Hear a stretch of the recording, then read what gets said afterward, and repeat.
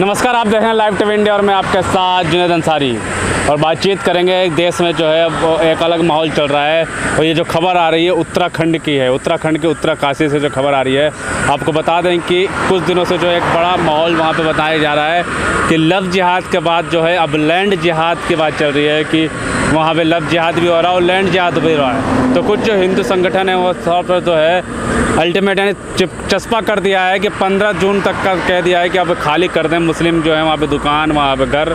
और आपको बता दें कि कई खबर आ रही है कई मुस्लिम परिवार जो है दुकान और घर खाली करके जा चुके हैं। और इसमें एक सबसे बड़ी खबर यह है कि भारतीय जनता पार्टी के एक नेता भी मुस्लिम थे, कहा जा रहा है कि वो जिला अध्यक्ष थे वहाँ के, और वो भी जो है अपना घर खाली करके जो है देहरादून जा चुके हैं। तो डॉक्टर कुलदीप मलिक हमारे साथ हैं, इनसे बातचीत करेंगे कि ये इस पर क्या सोचते हैं। डॉक्टर साहब, पहले तो बहुत बहुत स्वागत आपके चैनल। बहुत बहुत धन्यवाद आपका मान्यवर।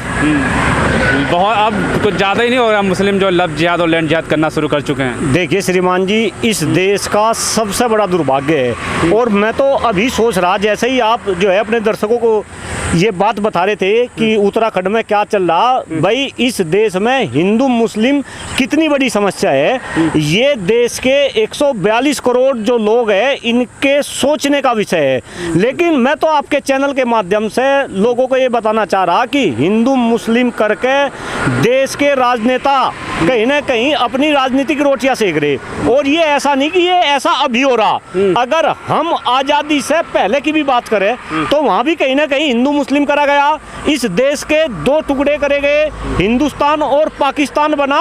और अभी भी देश के लोग आज़ादी के आज 75 साल जो है हमें हो गए, लेकिन देश के नेता कहीं ना कहीं इंसान को हिंदू मुस्लिम में बांट रहे। और मैं तो ये कह रहा कि देश के नेता इन नेताओं की चाल को समझे। मैं आपको एग्जाम्पल बता रहा, खास तौर से यहाँ पे मैं बात कर रहा भारतीय जनता पार्टी के नेताओं की, जो हिंदू मुस्लिम की बड़ी बड़ी बात करते हैं, जो अपने आप को हिंदूवादी बनाते हैं। अरे ये नेताओं की लड़कियाँ मुस्लिम नेताओं के लड़कों से भी आ रही और मुस्लिम नेताओं की लड़कियां हिंदू नेताओं के लड़कों से भी आ रही। मैं आपको कई सारे उदाहरण ऐसे दे सकता हूं। मैं यहाँ पे उदाहरण देना चाह रहा, मुरली मनोहर जोशी भाजपा के कितने बड़े नेता, आप देखो उनकी लड़की मुसलमान के भी आई। इसके बाद में लाल कृष्ण आडवाणी, उनकी भतीजी को देखो वो कहाँ भी आई, वो मुसलमान के भी आई। आप ये सचिन पायलट की बात करो, कांग्रेस के जो है राजस्थान से उप मुख्यमंत्री, उनकी बीबी फारूक अब्दुल्ला की लड़की। आरएसएस के भी कई बड़े बड़े नेता जिनकी बेटियां जो है मुस्लिम के भी आई। तो मैं तो ये संदेश देना चाह रहा इस देश के 142 करोड़ लोगों को कि भाई हिंदू मुस्लिम इस देश में कितना बड़ा मुद्दा है, ये आप सोचो। लेकिन ये देखो कि ये नेता कहीं ना कहीं हमें तो नीचे लेवल पर आके हिंदू मुस्लिम में लड़वा रहे, और हिंदू मुस्लिम में लड़वा के ये कहीं ना कहीं हमसे जो है वोट लेना चाह रहे। वो कहते हैं ये तो मोहब्बत है, और जो छोटे लोग कर रहे हैं, जो आम लोग कर रहे हैं, वो लव जिहाद है, और जो इन नेताओं ने किया वो मोहब्बत है। नहीं, बिल्कुल, तो यही तो मैं कह रहा कि ये बात आप समझ रहे, ये बात डॉक्टर कुलदीप मलिक समझ रहा, ये बात हिंदुस्तान के जिस दिन 142 करोड़ लोग समझ जाएंगे, और देर या सबेर लोगों को ये बात समझनी पड़ेगी। लेकिन शायद तब तक हम बहुत कुछ गवा चुके होंगे इस हिंदू मुस्लिम के चक्कर में। मैंने अभी बताया देश का विभाजन हुआ, हिंदुस्तान पाकिस्तान बना। क्या आप हिंदू मुस्लिम कर करके ऐसे नफरतें बढ़ाओगे, और वो भी केवल और केवल अपने छोटे से फायदे के लिए? तो मुसलमान में तो लव जिहाद कर रहा है ना, लैंड जिहाद कर रहा है। नहीं, मुसलमान भी लव जिहाद कर रहा, और हिंदू क्या कर रहे, कंसर्न ये नहीं है। देखो, मैं आपको गंभीरता के साथ ये बात बता दूं कि इस देश में हिंदू भी रहेगा, मुस्लिम भी रहेगा, सिख भी रहेगा, ईसाई भी रहेगा। और जो लोग हिंदू मुस्लिम की बात करते हैं, अब आप हिंदू में आ जाओ, ये तो नेता हिंदुओं को फिर जो है जातियों में जो है बांट रहे, जातियों में लड़वा रहे। अभी आप देखो ब्रजभूषण शरण सिंह का मुद्दा देश के अंदर चल रहा, ये जाटों को, राजपूतों को, ठाकुरों को लड़वा रहे। अभी आप देखो सहारनपुर के अंदर मिहिर भोज के ऊपर जो है कितना जबरदस्त जो है बवाल मचा रखा, वहां पे इन्होंने जो है ठाकुरों को और गुजरों को लड़वा दिया। तो ये कहां तक लड़वाएंगे, ये हमें सोचना पड़ेगा। ये पहले धर्म के नाम पे लड़वाते हैं, फिर जाति के नाम पे लड़वाते हैं, और अब तो ये घर घर में भी लड़वाने का काम काम शुरू कर दिया। मैं तो पश्चिम उत्तर प्रदेश से आता हूँ, मैं तो देखता हूँ अगर हम वोट की बात करें, कोई किसी पार्टी का समर्थक बन रहा, कोई किसी पार्टी का समर्थक बन रहा, तो आप देश में किस हद तक लड़वाएंगे देशवासियों को? कहीं ना कहीं ये सारी बात सोचनी पड़ेगी। इसमें से राजनीति हो रही है क्या सिर्फ? बिल्कुल 101% राजनीति है। जितना भी हिंदू मुस्लिम होगा, इन नेताओं को उतना ही फायदा होगा। फायदा होगा नेताओं को? इसमें नेताओं का क्या फायदा है? देखिए, अगर जनता जागरूक हो जा, मैं तो ये कह रहा, ये नेता क्या कभी शिक्षा की बात कर रहे, ये कोई भी नेता क्या स्वास्थ्य की बात कर रहे? ये नेता इस देश का पर्यावरण इतना खराब हो रहा, आज देश में सांस लेने के लिए हवा नहीं बच रही, पीने के लिए पानी नहीं बच रहा, खाने के लिए शुद्ध खाद्यान्न नहीं बच रहा, हम सभी का अच्छा स्वास्थ्य नहीं बच रहा। क्या ये नेता कभी इस मुद्दे पे बात कर रहे? और मैं तो यहाँ पब्लिक को भी कहना चाह रहा कि पब्लिक इन मुद्दों को क्यों नहीं सोचती, क्यों नहीं सोचती अपने स्वास्थ्य के बारे में, क्यों नहीं सोचती अच्छी शिक्षा व्यवस्था के बारे में, क्यों नहीं सोचती इस देश के खराब होते हुए पर्यावरण के बारे में? ये नेताओं को पता। और ये मान्यवर अभी नहीं, हमारी तो हिस्ट्री ऐसी है, हमारा इतिहास ऐसा है। अगर आप अंग्रेजों की बात करो, अंग्रेजों ने भी क्या करा? फूट डालो शासन करो की नीति पे इस देश के ऊपर करीब 200 साल तक राज करा। मैंने इतिहास के अंदर पढ़ा है, अंग्रेज क्या करते थे, मंदिरों के सामने तो सुअर का मांस फेंक आए, मस्जिदों के सामने वे गाय का मांस फेंक आए, और बता दिया कि सुअर का मांस फेंका हिंदुओं ने और गाय का मांस फेंका मुसलमानों ने, और कहीं ना कहीं हिंदू मुस्लिम को आपस में लड़वाने का काम करते थे। भाजपा सबका साथ सबका विकास करती है ना, ये थोड़ी लड़वा रही है। ये तो देश के लोगों को सोचना पड़ेगा कि क्या सबका साथ सबका विकास जो भाजपा नारा दे रही, क्या वाकई में भाजपा इस नारे के ऊपर खड़ी है और वास्तविकता में ऐसा काम कर रही? अगर भाजपा वास्तविकता में ऐसा काम करती तो आज जो घटना आप उत्तरकाशी में बता रहे, क्या वो घटना होती? नहीं होती। इन भाजपा वालों को भी पता कि आप इन मुसलमानों का क्या कर सको।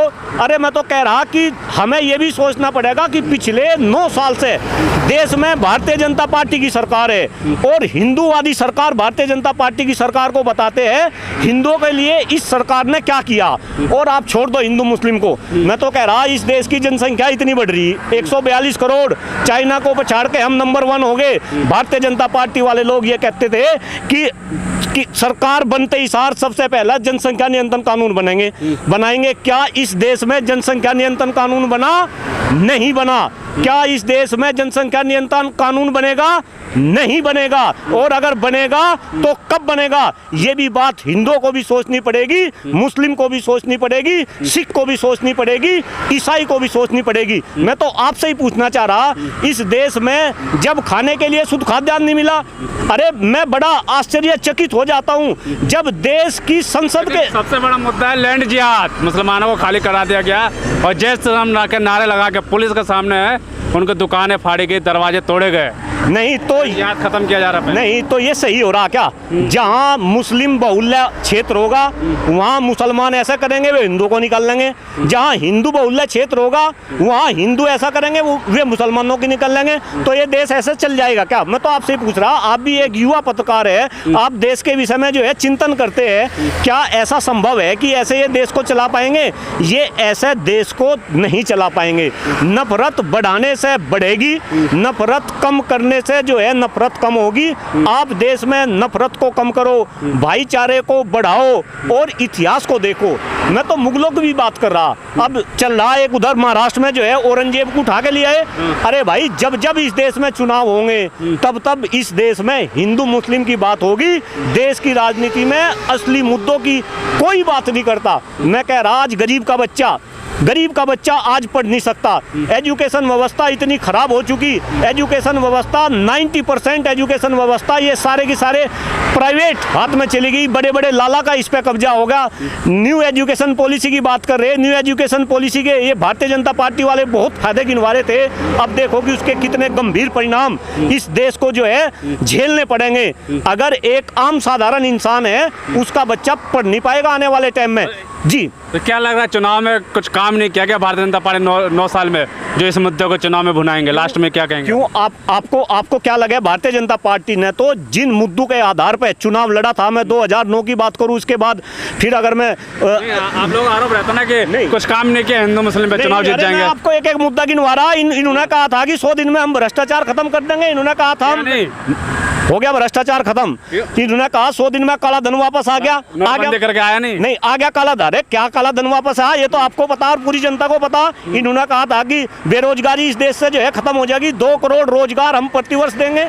मिल गए रोजगार, अगर रोजगार मिलते तो शायद आपकी भी दशा और दिशा कुछ और होती। इसके बाद इन्होंने कहा कि कहीं ना कहीं ये गंगा को निर्मल और कोमल कर देंगे, एक नमामि गंगो करके एक इन्होंने प्रोजेक्ट शुरू करा, उसके लिए 20 लाख करोड़ रुपए का फंड अलग से रखा। कहाँ गए वे 20 लाख करोड़ रुपए? कोई पूछने वाला हो? देश में आंदोलन हुए भ्रष्टाचार को लेकर, देश में आंदोलन हुए महंगाई को लेकर, भाई क्या परिणाम, आप दुनिया का कैसे बेवकूफ बना रहे? आदरणीय प्रधानमंत्री जी तो कहीं ना कहीं रिपोर्ट कार्ड की बात कर रहे थे। सोचना पड़ेगा कि उस रिपोर्ट कार्ड के अंदर ये जो बिंदु थे, हर बिंदु के ऊपर ये भारतीय जनता पार्टी की सरकार फ्लॉप है और इसी का परिणाम है कि कहीं ना कहीं अब इन सारे मुद्दों पे तो फेल है, ये हिंदू मुस्लिम को लेकर आ जा बस। अच्छा, लास्ट में क्या कहें, उत्तराकाशी में जो भी हो रहा पलायन हो रहा, मुसलमान जॉब छोड़ छोड़ के वहाँ से जा रहे हैं, दुकानें खाली कर दिए, घर खाली कर दिए, सरकार के नेता चुप हैं, क्या कहेंगे? भाई ये तो बहुत ही निंदनीय है, जितने भी कटु शब्दों में इसकी भर्त्सना की जाए उतनी कम। और यहाँ पे सरकार भी हम और आपसे चलती है, हिंदू मुस्लिम भी इस बात को समझे कि इस देश में अगर नफरत बढ़ेगी तो क्या ये देश चल पाएगा या नहीं चल पाएगा, अगर चल पाएगा तो फिर कैसे चलेगा, ये सब देशवासियों के ऊपर है। और मुझे तो लग रहा अभी कर्नाटक के चुनाव में जो रिजल्ट आया, आप देखो कर्नाटक के चुनाव में भी इन्होंने हिंदू मुस्लिम करने की कोशिश करी, लेकिन जो लोग कर्नाटक के अंदर हिंदू मुस्लिम कर देते उन लोगों को भी चुनाव में हराने का काम करा। भारतीय जनता पार्टी के 12 जो मंत्री थे कर्नाटक के अंदर, जो हिंदू मुस्लिम चिल्ला रहे थे, वो मंत्री खुद चुनाव हार गए। तो देश की जनता को कहीं ना कहीं कर्नाटक चुनाव से जो है सबक लेनी पड़ेगी। और मैं कह रहा कोई भी नेता, वो किसी भी पार्टी का हो, मैं बीजेपी वालों की बात नहीं कर रहा, वो किसी भी पार्टी का हो, वो कांग्रेस का हो, वो सपा का हो, वो बसपा का हो या किसी भी पार्टी का हो, आप हिंदू मुस्लिम के बहकावे में आके अपना कीमती वोट बर्बाद ना करें। आप कैंडिडेट को देखें, वो कैंडिडेट जो देश की राजनीति में मुद्दों की बात करे, जो शिक्षा की बात करे, स्वास्थ्य की बात करे, खराब होते हुए पर्यावरण की बात करे, बढ़ती जनसंख्या की बात करे, महंगाई की बात करे, बेरोजगारी की बात करे, किसानों की बात करे, पिछड़ों की बात करे, दलितों की बात करे, आप उस कैंडिडेट का साथ दे और हिंदू मुस्लिम वाले कैंडिडेट को आप पूर्ण रूप से नकार दे। बिल्कुल साफ तौर पे जो है उत्तराकाशी में जो भी हो रहा है, लगातार विपक्ष ये कह रहा है कि भारतीय जनता पार्टी के पास जो है 2024 में बताने के लिए कुछ नहीं है। तो फिर ये जो नए नए मुद्दे बताया जा रहा है, फिर से जो है सरकार हिंदू मुस्लिम कर रही है। लेकिन जैसा कर्नाटक में हुआ, लोगों ने नकार दिया हिंदू मुस्लिम को, वैसे उम्मीद लगाई जा रही है कि 2024 में, उससे पहले जो राजस्थान का चुनाव है, मध्य प्रदेश का चुनाव है, यहाँ भी जो है अब हिंदू मुस्लिम का मुद्दा नहीं चलेगा, मुद्दा चलेगा विकास का। लेकिन देखते हैं उत्तराकाशी में जो अब लगातार जो खबरें आ रही हैं कि मुसलमान पलायन कर रहे हैं, सबसे निंदनीय खबर ये कि पुलिस के सामने जिस तरीके से तोड़फोड़ की जा रही है, ये सिर्फ उत्तराखंड की बात नहीं है, हाल दिनों में चाहे देश के कई कोनों से ये तस्वीरें सामने आई है। खुद भी एक सोचने वाली बात है कि क्या अब संविधान और लोकतंत्र कहीं बचा है या नहीं बचा, क्योंकि लगातार जो है संविधान लोकतंत्र पर जो है सवाल खड़े हो रहे हैं।